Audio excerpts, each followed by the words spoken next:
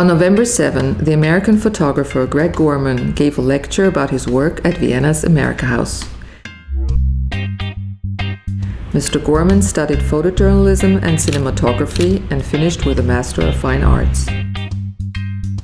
He started to become famous with his many portraits of celebrities, especially from Hollywood, and many of these photos became icons of their subject.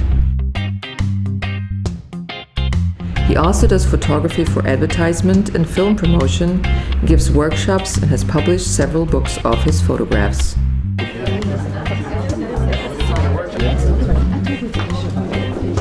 Maddie, how's it going? Good to see you. It's been a while, huh? When I started shooting, I started to realize, my style was very simple, very minimal backgrounds, very close in on the portraits. For me, it was really staying in tight on top of my subjects. I felt that intimacy brought you more in touch with the personalities and created a more realistic view of who the person was. And once the camera was pulled back, I felt you started to lose some of that intimacy.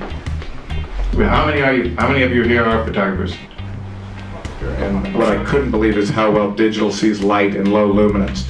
So what you'll see here in these pictures is basically the color captures for the most part, and then the black and white conversion. So you can kind of see what I'm seeing. When I'm shooting digital, and I know it's going to be black and white, I light a little less forgivingly, because I know that I don't care about holding a lot of detail in my shadows. I'm going for a stronger and richer dynamic range.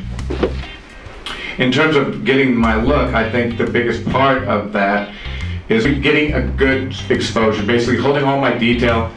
Your first stop of your highlights is half the information. So if you want to hold that detail, you want to maintain all the information in your capture and then later throw it away. I don't really care about so much information in my shadows, because I use my shadows in most cases in my photography to kind of frame my images, to kind of shape the person's face. I don't care about that Kodak moment. I'm not looking for, all the shades of gray on the bottom end of the histogram. So if you begin with all the information in your capture, then you have the luxury of being able to throw it away and like I said, in shooting run, and move it around so that you can get the strong blacks and the strong highlights. Yeah.